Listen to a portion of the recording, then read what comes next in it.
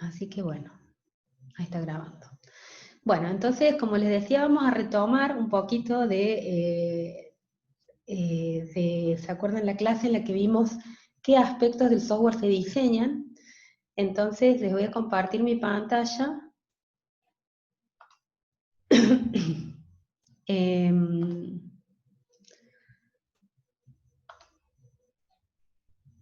Con esta presentación que es con la que trabajamos la última, creo que la última clase teórica, o no, la última clase teórica vimos en particular interacción humano-máquina, ¿cierto? Pero la clase anterior habíamos visto los aspectos del software que se diseñan y habíamos visto como aspecto central la arquitectura, ¿sí? Hicimos como un repasito por todos los aspectos de software que se diseñaban, mencionamos a cada uno de ellos, y profundizamos antes de las vacaciones en lo que fue el diseño de interacción humano-máquina. Ahora, y las clases que vienen, vamos a trabajar en el diseño de la arquitectura, cómo se diseña la arquitectura de un producto de software, y les recuerdo que de lo que habíamos hablado es, bueno, ¿y qué se espera que se diseñe cuando decimos que diseñamos arquitectura? Y un poco en este slide vemos sintetizado la idea, digamos, de que la arquitectura habla del diseño estratégico y general de todo el producto, ¿sí?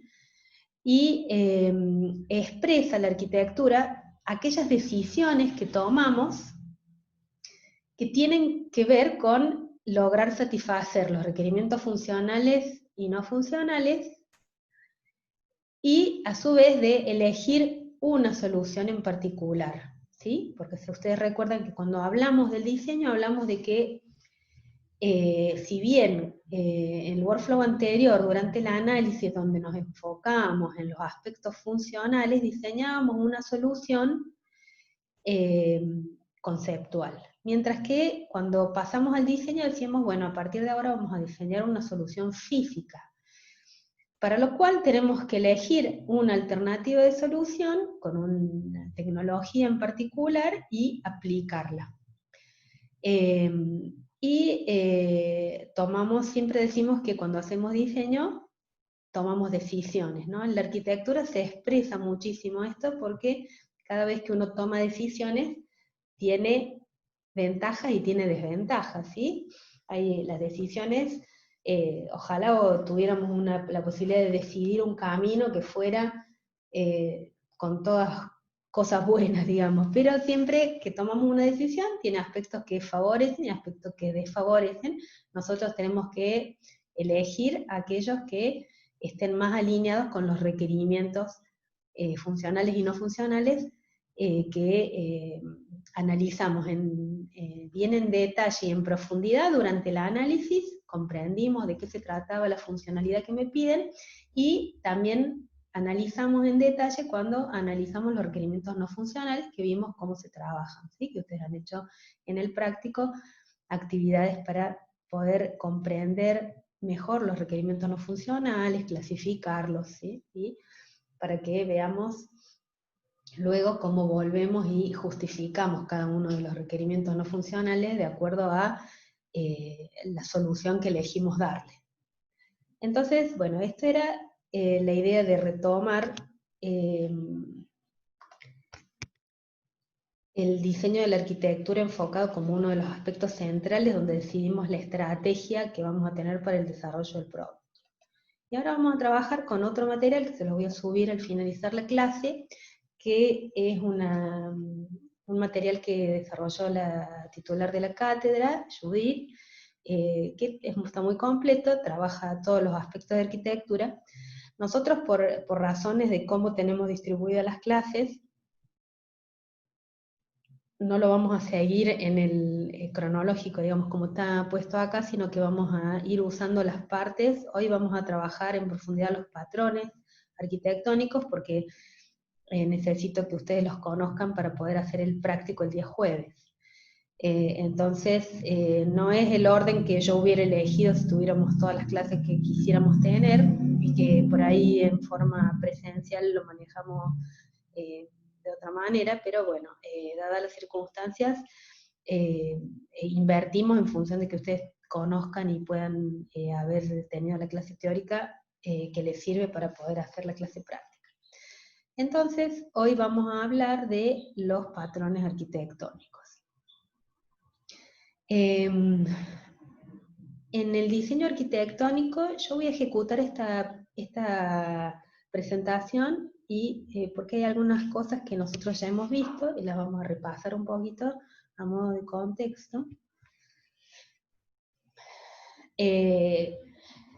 Hablamos de la arquitectura, hablamos de que es un diseño estratégico.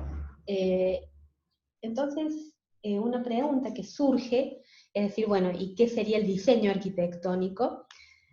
Acá lo plantea como la asignación de modelos de requerimientos esenciales a una tecnología específica y con un corolario que dice, es el plan de diseño, ¿sí?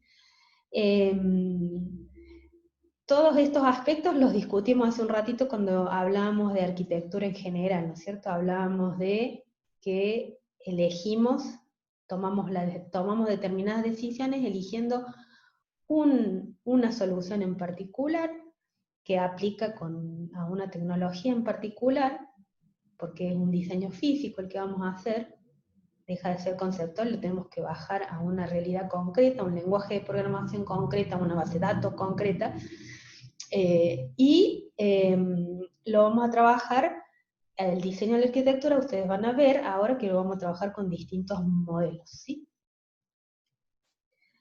Esto es todo muy interesante, pero tenemos que ir directamente a la parte que nos ocupa hoy. Vamos a repasar rápidamente los requerimientos no funcionales porque son la base para decidir y para hay que tener en mente todo el tiempo los requerimientos funcionales y sobre todo los no funcionales para tomar decisiones adecuadas en arquitectura, ¿no? Cuando diseñamos la arquitectura. Entonces, ¿se acuerdan que nosotros para recorrer los requerimientos no funcionales y analizarlos y clasificarlos, nos basamos en un modelo que es el que nos proporciona la ISO 25000 de calidad de producto? ¿Se acuerdan? Seguramente esta tablita les va a resultar familiar, porque es la que estuvimos repasando cuando vimos la clase de requerimientos no funcionales, en la cual teníamos características deseables de un producto de software y subcaracterísticas, ¿sí? Y nosotros cuando teníamos un requerimiento éramos capaces de encuadrarlo en alguna de estas características, a veces había requerimientos que encuadraban en más de una, y eso me permitía después tener en cuenta cuál es la calidad esperada que yo quiero de un producto, ¿sí? Entonces, recuerdan que hablábamos de eficiencia de desempeño, que tenía que ver con los requerimientos de tipo temporal, de tiempo de respuesta, la utilización de los recursos y las capacidades máximas que necesitaba cumplir con mi producto. La compatibilidad era interoperar con otros productos, ¿sí? Cuando necesito generar una arquitectura que se relacione con otros productos de software, o que conviva en su mismo entorno con otros productos funcionando.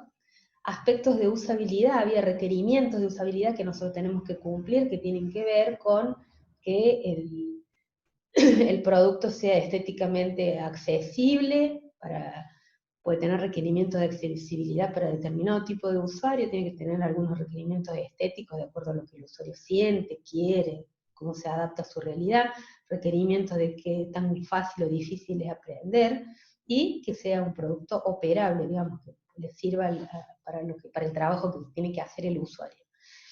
Respecto de la fiabilidad, lo mismo, digamos, nosotros teníamos requerimientos de que un sistema funcione correctamente, digamos, por lo cual debíamos garantizar determinada disponibilidad y deberíamos tener previsto cómo si hay un fallo, cómo se recupera, ¿sí? La capacidad de recuperación y tener medidas de cuánto puede fallar de acuerdo a la criticidad del sistema, ¿sí? Aspectos de seguridad que son muy importantes, que tienen que ver con respecto a la integridad, a la confidencialidad, autenticidad, digamos, ¿sí? La responsabilidad de lo que opera el sistema, de los datos que tiene el sistema, y deberíamos cumplir con la calidad requerida para que el producto sea mantenible. O sea, debería ser modular, debería ser reusable, ¿sí? Analizable, que se pueda modificar en función de que podamos escalar el producto y portarlo, digamos, que sea productos, como dice acá, de portabilidad, ¿sí? Un producto que se pueda adaptar a distintos entornos y a distintas realidades tecnológicas, ¿sí? Eso me determina qué tan fácil de instalar es y si puede ser sencillamente reemplazado o no. Entonces, todos estos requerimientos funcionales y no funcionales hacen que yo me incline por determinadas soluciones arquitectónicas, ¿sí? Que es lo que vamos a repasar hoy, que vamos a conocer hoy. Entonces, el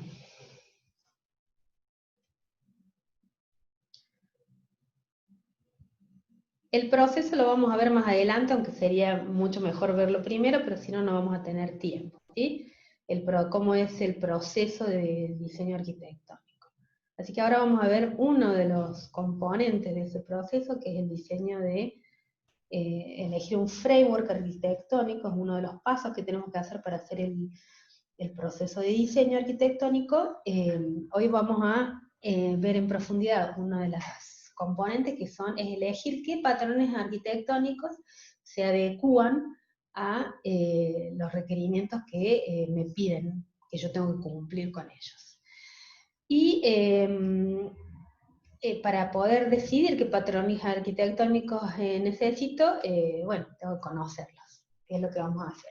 En esta materia nosotros vamos a trabajar con 6 patrones arquitectónicos. Hay muchos más patrones arquitectónicos. Nosotros trabajamos con un subconjunto manejable de patrones, de los cuales tenemos bibliografía y de los cuales podemos trabajar ejemplos con ustedes, lo que obviamente que no vemos más porque no tenemos el tiempo para verlo, pero una vez que nosotros analizamos uno, entendemos que le damos a ustedes herramientas como para que puedan analizar otros patrones arquitectónicos, ¿sí? Para poder definir la arquitectura. Entonces, a ver si alguien se acuerda qué es un patrón, porque ya hemos visto nosotros este año patrones, ¿sí? ¿Qué patrones vimos?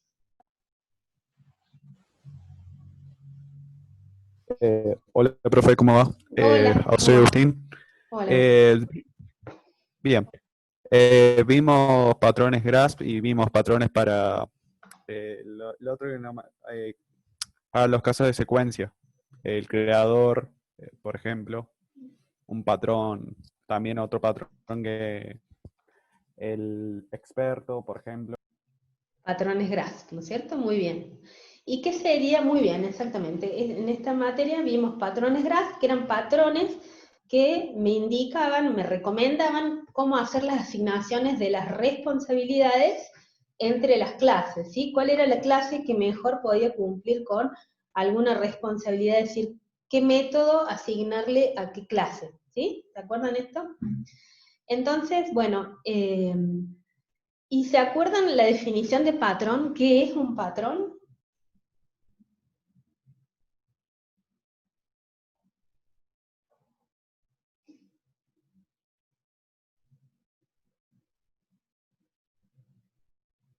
¿Nadie? Por alguna razón no pude ver el chat, que alguien escribió algo en el chat. No sé si es como la forma en la que yo estoy ejecutando, si se queda atrás.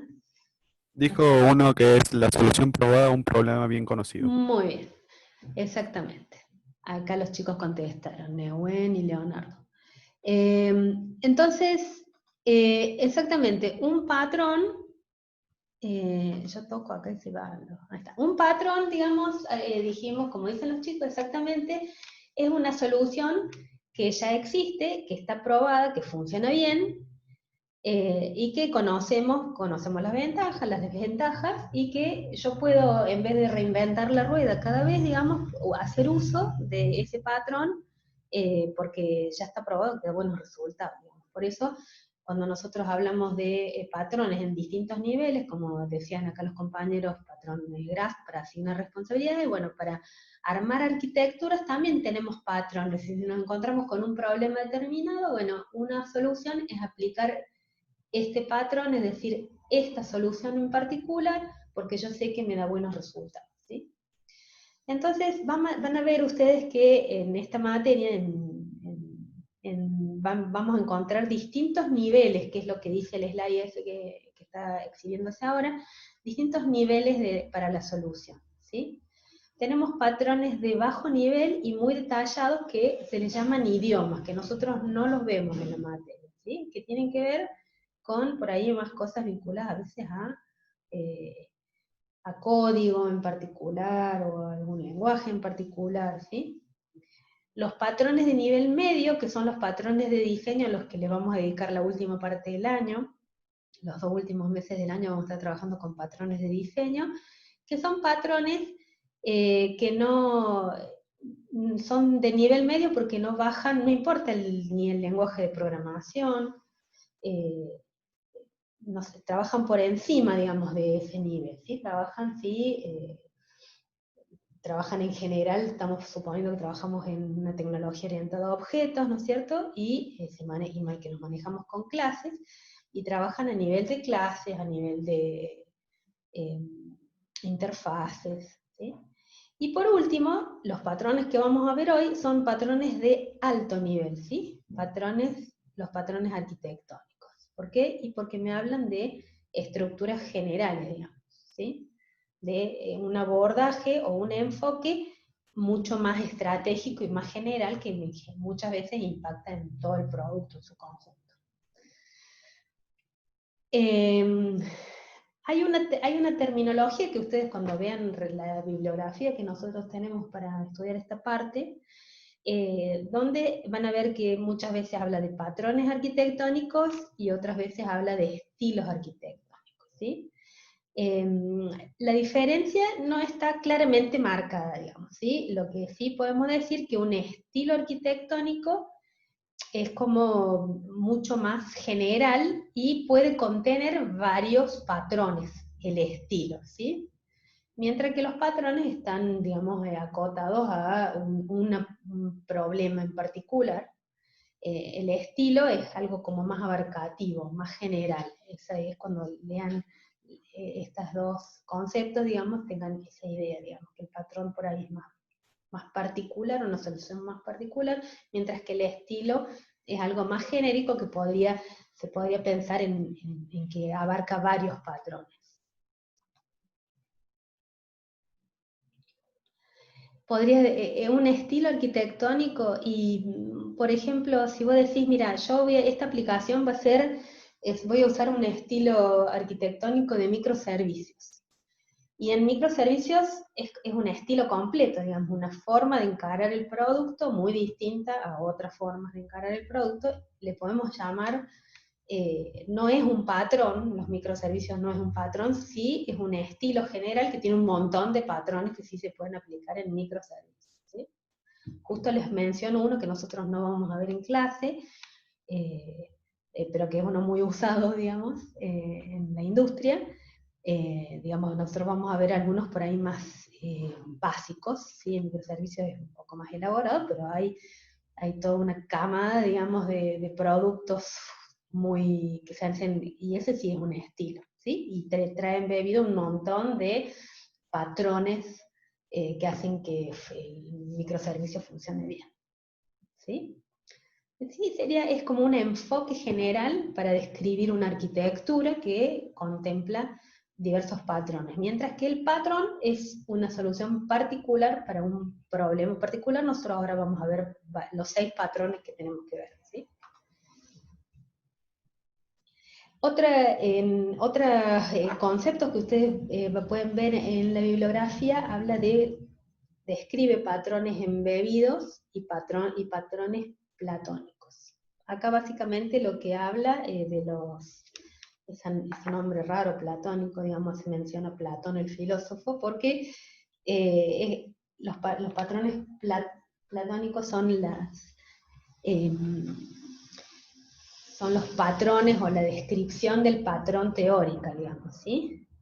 Y que puramente, que digamos lo plantea como un ideal, pero que por ahí rara vez lo vamos a ver a eso resuelto en la vida real, digamos, normalmente en la vida real vamos a ver los que le llamamos embebidos, porque son patrones que no son tan puros, digamos, no se pueden aplicar tan como uno lo piensa en la teoría, sino que muchas veces están, bueno, hay concesiones, digamos, ¿sí? En función de la realidad nos obliga a que determinadas cosas que sabemos que deberían, y lo ideal sería resolverlo de una manera, las terminamos resolviendo por ahí un poquito más mezclado de lo que quisiéramos y no tan puristamente, ¿sí? Es terminología que van a encontrar en la bibliografía, por eso se la menciono. Bueno, vamos concretamente al primer patrón, ¿sí? El primer patrón es este patrón que ven ustedes acá, que habla de una arquitectura en capas, ¿sí? Nosotros le llamamos el patrón layered. Layer en inglés quiere decir capa, y es el patrón, les diría, es muy común, y la verdad que no me imagino a nadie que no construya software en capas, digamos. O sea, creo que está totalmente extendido, es muy popular y muy aceptado entre todas las comunidades de desarrollo, ¿sí? Desarrollar en capas, seguramente lo han escuchado ustedes, ¿sí? ¿Y qué serían estas capas? Y normalmente van a escuchar que nosotros hablamos de la capa de gestión de datos, la capa de datos o la capa de administración de datos, digamos, que es como la capa más básica, la capa 0 sería en esto, y para arriba nos empezamos a abstraer más, ¿sí? El dato como el hecho más básico que tiene un sistema, porque está hecho para manejar datos, y después para arriba todo las cosas que vienen, ¿sí? Arriba de los datos podemos tener toda la capa de lógica de negocio, que es la que maneja los datos, ¿sí? Y arriba de la capa de lógica de negocios vamos a tener otra capa en la que empaquetamos software, que es la que maneja la conexión web, ¿sí? Y arriba, en la última capa, vamos a encapsular toda la parte del producto que se relaciona con el cliente, o lo que le llamamos la capa de presentación, lo que se puede ver del sistema, ¿sí? Entonces, ¿qué dice este patrón? Dice, bueno, te recomienda organizar tu software en capas encapsuladas, digamos, donde cada capa solamente conoce a sus capas adyacentes, digamos, ¿sí? Si yo me paro en la capa 0 se relaciona únicamente con la capa 1. Si yo me paro en la capa 1 se puede relacionar solamente con la capa 2 o con la capa 0, ¿sí? Es decir que esa sería la idea de organizar el software en capas. Forzar los sistemas, como dice acá, a ser estratificados, ¿sí? Los patrones se pueden categorizar, como ustedes ven acá, en tipos de vista, ¿sí? Tipo de vista es una forma de agrupar características que están descritas de determinada manera. Por ejemplo, este patrón layered, decimos que hay 3 tipos de vista, ¿sí? El tipo de vista de módulo o estática, el tipo de vista de ejecución, y el tipo de vista de distribución, que son tipos de vista, es decir, donde yo puedo agrupar elementos que tienen determinadas características. Por ejemplo, este patrón decimos que es de tipo de vista de módulo o estática, porque describe el software estáticamente, es decir, me dice cómo lo tengo que organizar. Y ya van a ver que tenemos otros patrones que los podemos encuadrar en otro tipo de vista de ejecución, porque lo que describen es qué pasa cuando el software está ejecutándose, digamos, cómo deben fluir los mensajes, con quién se debe comunicar, ¿sí? En cambio tiene una descripción estática, es cómo lo debo armar al software, ¿sí? Entonces, lo que decimos es que la idea de las capas, de encapsular en las capas, es que las capas sean cohesivas, digamos, y si en una capa tengo solamente datos, bueno, no mezclar, solamente manejo datos. En otra capa solamente manejo lógica de negocio. De hecho, cada vez hay más capas, digamos, ¿sí? Tenemos capas de seguridad, tenemos capas de gestión web, hay como que se van agregando capas de acuerdo y tratamos de encapsular ahí, entonces cada vez lo que me permite a mí tener esta gestión de capas es que el software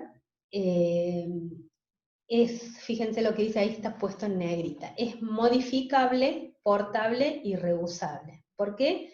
Y porque como las capas están encapsuladas, yo puedo, si a mí me cambia determinada presentación, yo puedo cambiar la capa de presentación y poner otra mientras las otras se mantienen. ¿Bien? Eso hace que el software sea modificable y portable.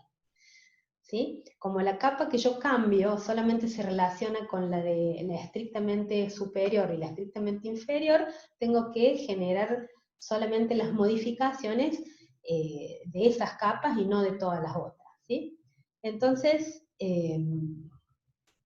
por eso es esa restricción de trabajar de esa manera hace que el software sea más robusto, digamos, ¿sí? Que cuando que no me ocurre el efecto dominó, que necesito un cambio en un lugar y como todo está totalmente relacionado una cosa con otra, cambio en un lugar y tengo que cambiar en la lógica de negocio, tengo que cambiar en la administración de datos, tengo que cambiar en la capa de presentación.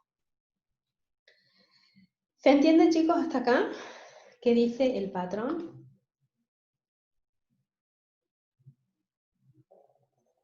¿Hay dudas? Acá un poco lo que dice es que platónicamente lo que vamos a tener son capas absolutamente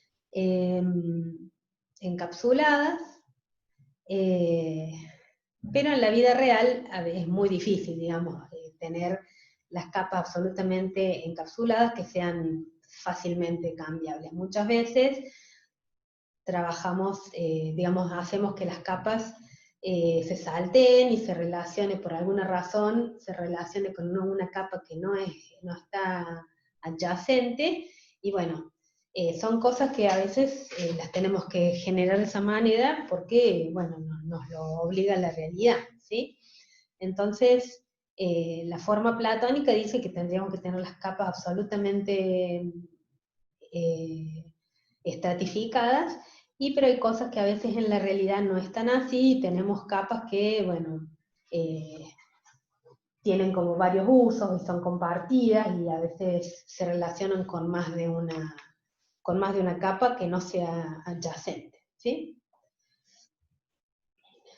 Acá les damos un ejemplito, fíjense, la que les mencionaba yo, tenemos la capa de presentación, la capa de lógica de negocio o de procesamiento y la capa de administración de datos. Estas serían las tres capas bases con las que casi todas las aplicaciones nos movemos.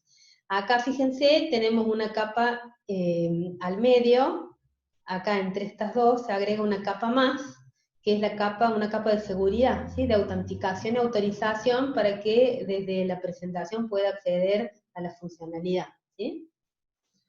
Que era lo que les decía, que muchas veces empezamos a agregar capas, siempre con esa misma idea, digamos, que la interfaz se puede relacionar con la lógica de negocio solamente si pasa a través de la seguridad que me da esta capa, es decir, si hay un usuario que pueda autenticarse y autorizarse, es la única forma que va a acceder a la lógica de negocio, ¿bien?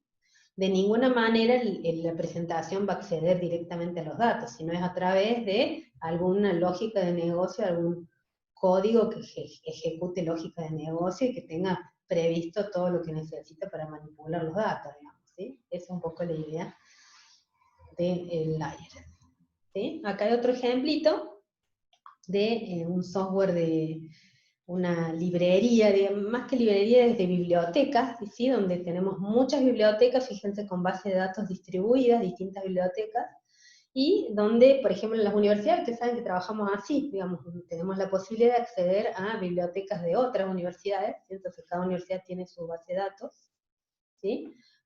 Funcionamos con un índice, un sistema de índice al cual todos pueden acceder, ¿sí? Y que me va a derivar a la biblioteca correcta. Después tenemos una capa de la funcionalidad, sería la lógica de negocio propiamente dicha, digamos, ¿sí?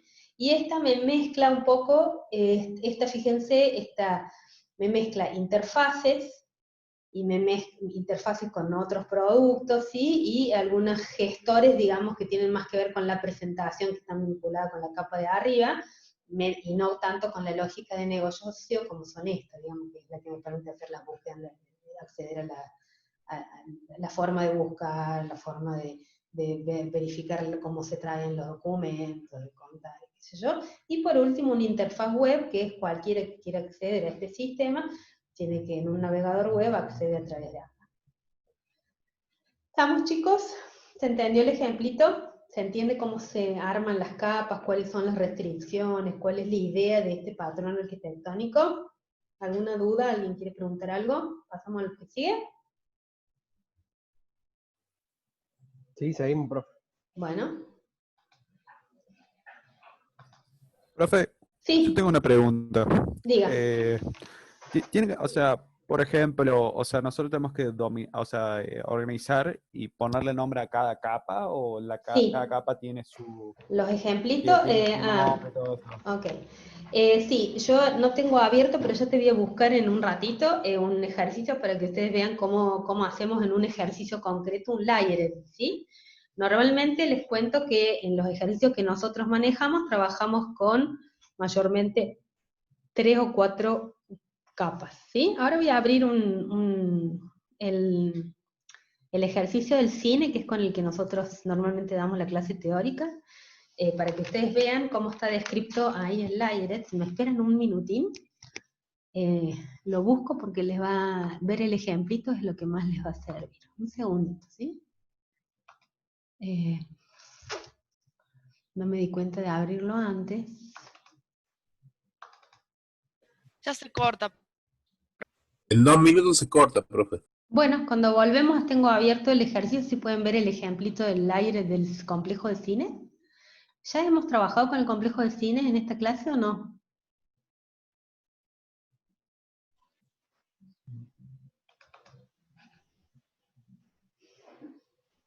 ¿Usted se ve algo o no?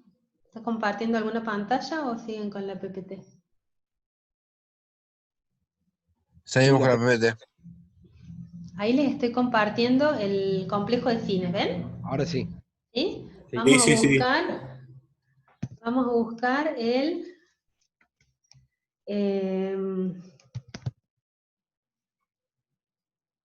acá está, fíjense. Ay.